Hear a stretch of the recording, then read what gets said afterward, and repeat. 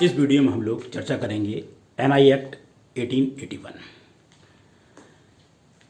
MPPCS में इसमें 3 से लेकर 5 क्वेश्चन तक आते हैं। हायर जुडिशरी में 3 क्वेश्चन आते हैं। यदि ये एक्ट तैयार करना है तो इसे 3 भागों में आपको तैयार करना होगा।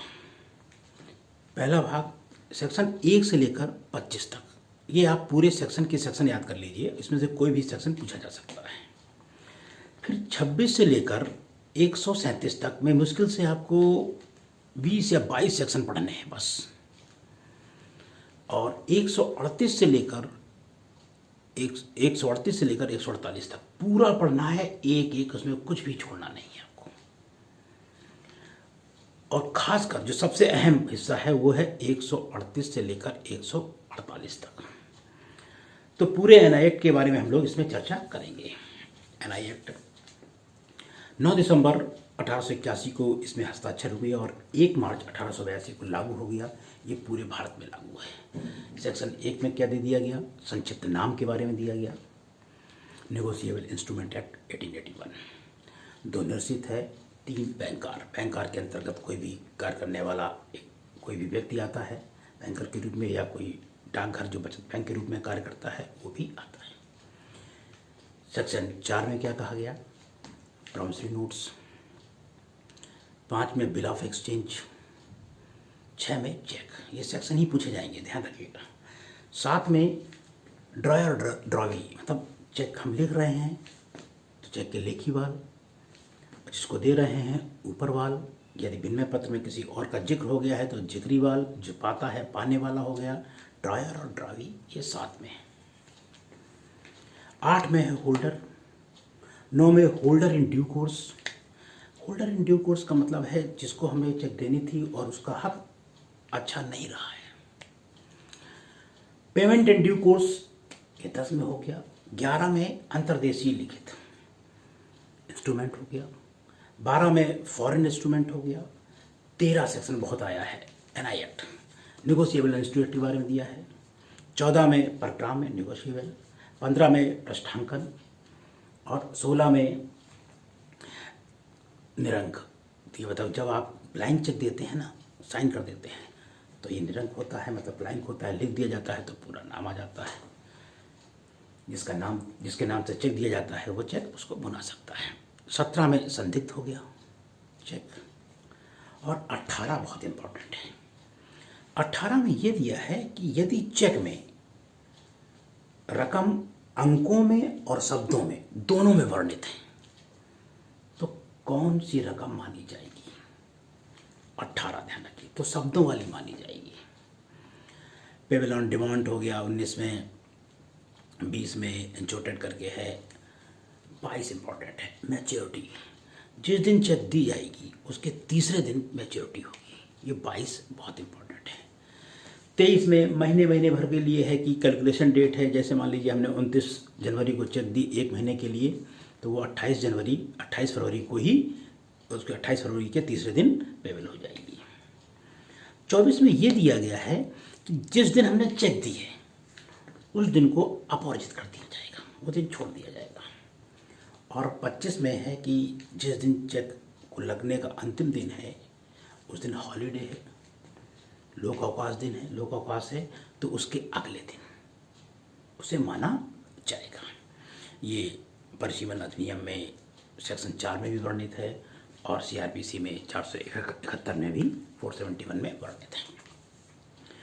अब जो लोक अवकाश के दिन संडे भी आता है, तो क्वेश्चन आता है कि संडे जो लोक अवकाश घोषित किया गया है डिक्लेयर्ड बाई एनआई एक्ट के तहत किया गया है।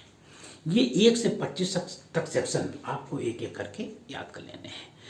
25 सेक्शन के बाद इंपॉर्टेंट क्या है, मैं केवल सेक्शन बोले दे रहा हूँ, आपको अपनी बुक से देख लेना है। 29 है।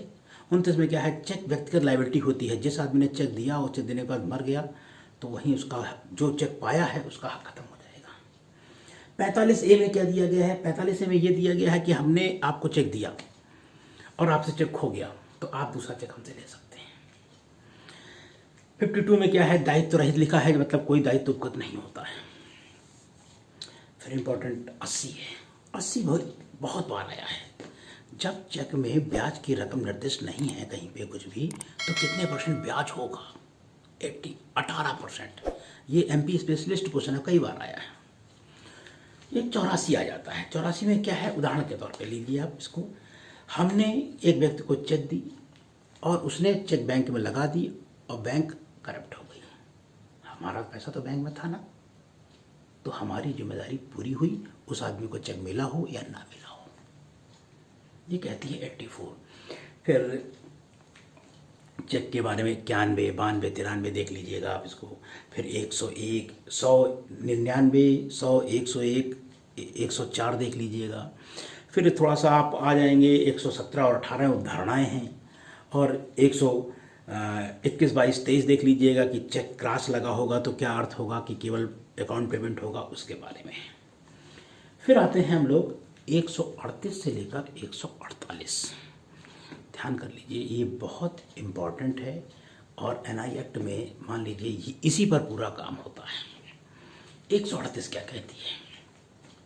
यदि एक व्यक्ति ने चेक दी है और चेक बाउंस हो गई है, अर्थात पैसा नहीं है, चाहे वो चेक कटी थी, साइन नहीं मिल रहा था, बंद खाते की चेक दे दी है, चेक फर्जी चेक दे दी है, कैसे भी दी है, तो सज़ा कितनी मिलेगी? 2 साल की सज़ा हो सकती है, या जो चेक की रकम वर्णित है उसके दुगने का प्रतिकर हो सकता है, या दोनों हो सकता है। लेकिन ये दंड जिसने चेक लिखा है उसे मिलेगा कब?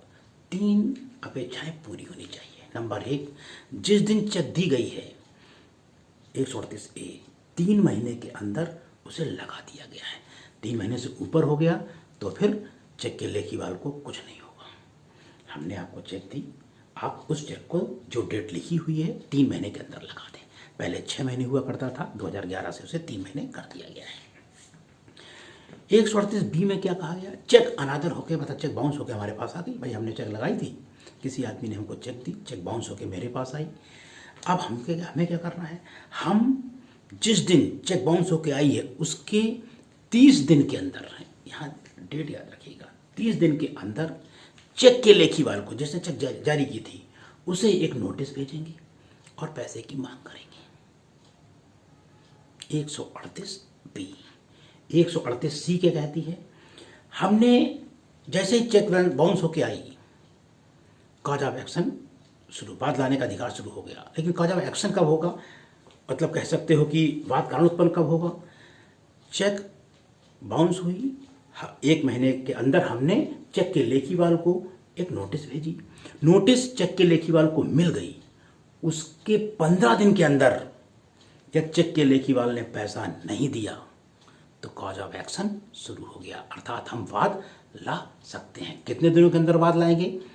फिर से समझ लीजिए, हमने चेक बाउंस होकर आई हमारे पास, 30 दिन के अंदर हमने नोटिस भेजी, जब चेक के लेखीवाल को नोटिस प्राप्त हो गई, उसके 15 दिन के अंदर उसने पैसा नहीं दिया, तो 16वें दिन हम क्या कर सकते हैं? केस दाखिल कर सकते हैं, परिवाद दाखिल कर सकते हैं। कितने दिन के अंदर? ये 142 में मिलेगा आपको, 1 माह के अंदर जब वाद कारण उत्पन्न हो जाएगा, अर्थात जब चेक के लेखीवाल को हमारा पत्र मिल जाएगा, नोटिस मिल जाएगी कि आपकी चेक बाउंस हो गई है और उसके 15 दिन तक वो पैसा नहीं देता है, तो उस 15 दिन के बाद 1 महीने के अंदर हम केस ला सकते हैं। ये 138 थी।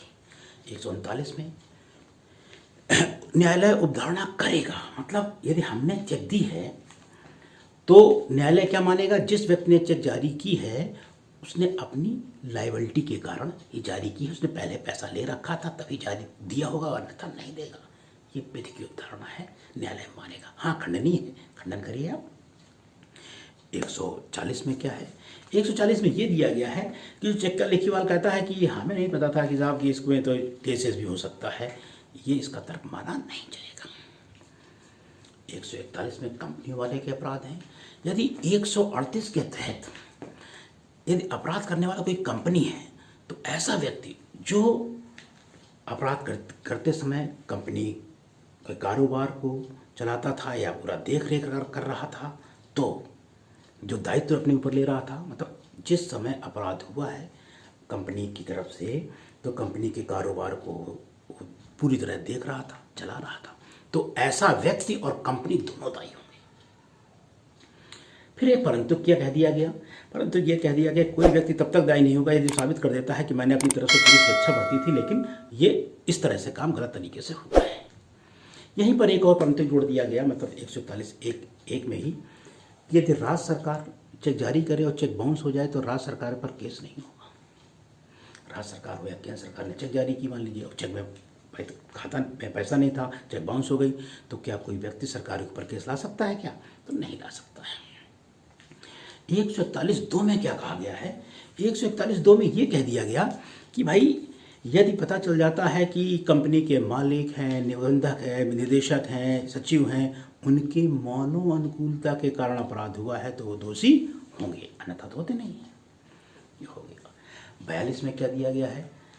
अपराधों का प्रसंज्ञान, कॉग्निजेंस लेना है।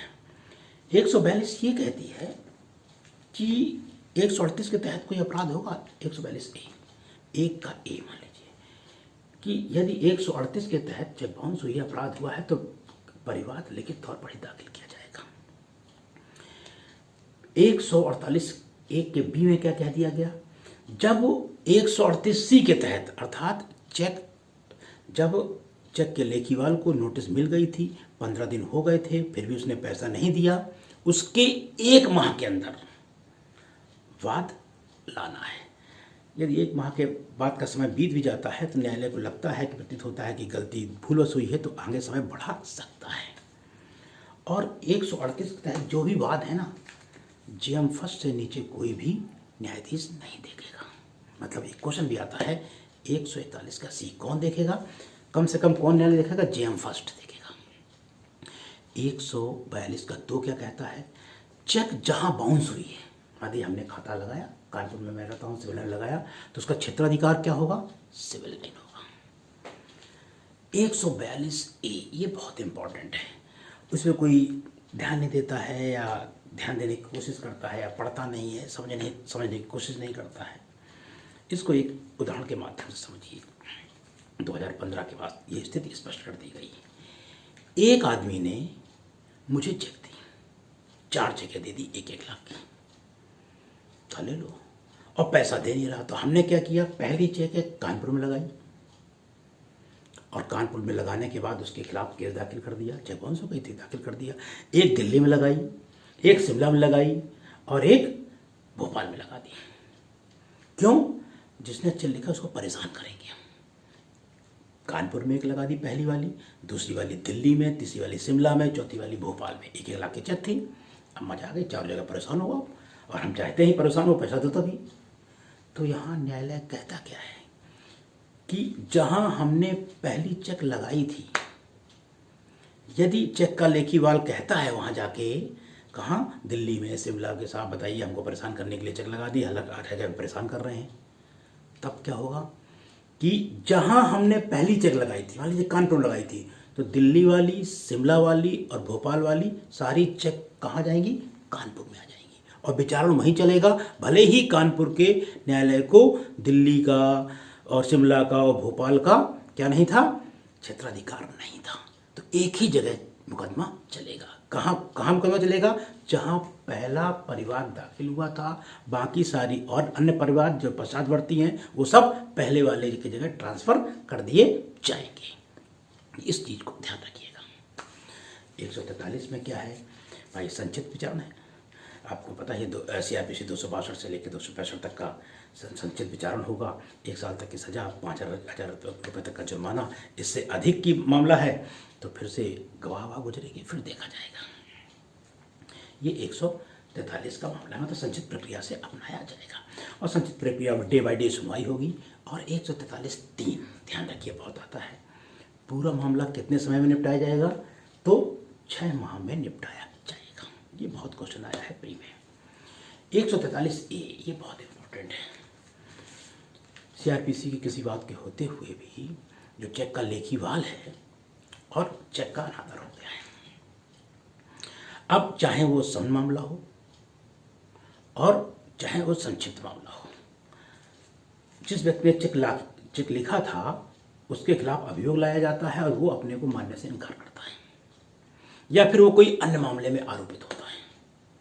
143(1) के अनुसार न्यायालय क्या करेगा? उस पर प्रतिकर आरोपित करेगा।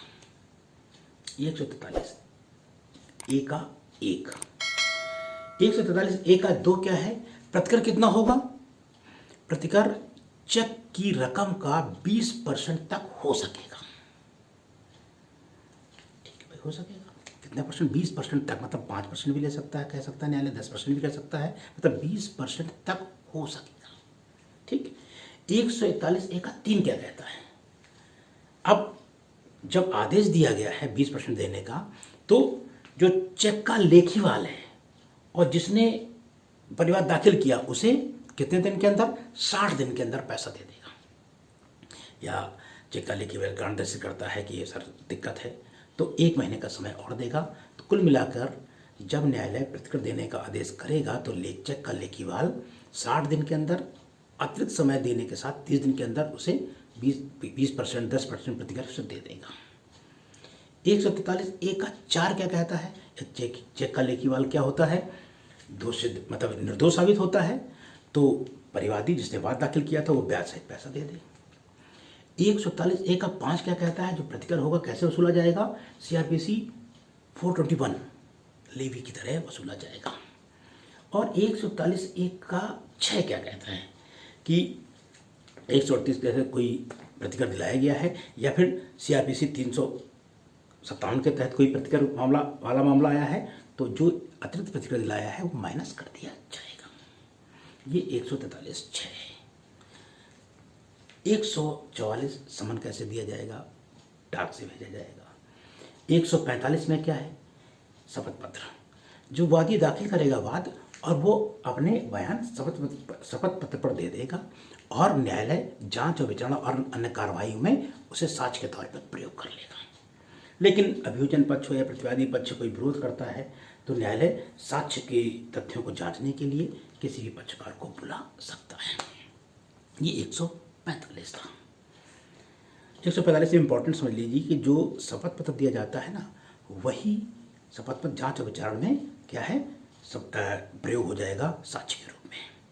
146 इंपॉर्टेंट है, प्री के लिए बहुत आता है। क्या आता है कि जो बैंक से चेक बाउंस होकर आता है, जो उसकी स्लिप है ना, वो प्रथम दृष्टा साक्ष्य होता है। 146 में वीडियो थोड़ी कट गई थी, इसलिए उसको इसी से आगे कर देते हैं। 147 क्या कहती है? 147 कहती है कि मामला समनीय होगा, चाहे वो प्रारंभिक स्तर पर हो चाहे अपीली स्तर पर हो, मामला समनीय हो सकता है। 148 क्या कहती है? बहुत इंपॉर्टेंट है। जब 138 के अधीन चेक का लेखीवाल दोष सिद्ध होता है तो वो अपील करता है, तो अपील न्यायालय उस पर प्रतिकर आरोपित कर सकता है। प्रतिकर कितना आरोपित करेगा? 20% से कम नहीं होगा, ये ध्यान रखिएगा। अपील में प्रतिकर 20% से कम नहीं होगा और 143 ए के तहत जो प्रतिकर दिया गया था उसके अतिरिक्त ही होगा। और ये प्रतिकर किसको दिला दिया जाएगा? तो जो परिवादी है उसको दिला दिया जाएगा। यदि चेक का लेखीवाल दोष सिद्ध होता है, दोष मुक्त होता है, तो पैसा उसे वापस दिला दिया जाएगा। ध्यान रखिए, इसमें कुछ केसला भी आते हैं, जैसे खासकर एक चेक कितनी बार भी लगाई जा सकती है, चाहे नीता भल्ला वाला केस हो, चाहे कंचन वाला हो, चाहे सुनीता वर्सेस तेलंगाना वाला हो, कि उसने ये साबित कर दिया था सुनीता वर्सेस तेलंगाना वाले ने कि हमने वकील साहब को चेक MB एक्ट के तहत जो रकम थी उसके तहत दिया था। तो न्यायालय ने क्या कहा वकील से कि आपको परसेंटेज के रूप में फीस मांगना ये औचार है, अर्थात नहीं मिलेगा। बहुत सारे केस हैं। वेंकटेश्वर बनाम कोलावीरा करके एक केस है आंध्र प्रदेश का, उसमें ये कहा गया है कि पता लगा 420 के तहत केस अलग चलेगा, NI एक्ट के तहत अलग चलेगा। ये CRPC 300 का उल्लंघन नहीं है, दोहरा वाद नहीं है, ये ध्यान रखिए। 400 को BC का भी केस चल सकता है, NI एक्ट के तहत भी चल सकता है केस, दोनों के तहत केस चल सकता है और उसमें दोनों में ही सज़ा मिल सकती है। ये पूरा वीडियो मैंने आप लोगों को MPPCJ को ध्यान में रखते हुए बनाया है। कैसा लगा है ज़रूर बताइएगा और लाइक करें, शेयर करें और आगे बढ़ाएं। धन्यवाद।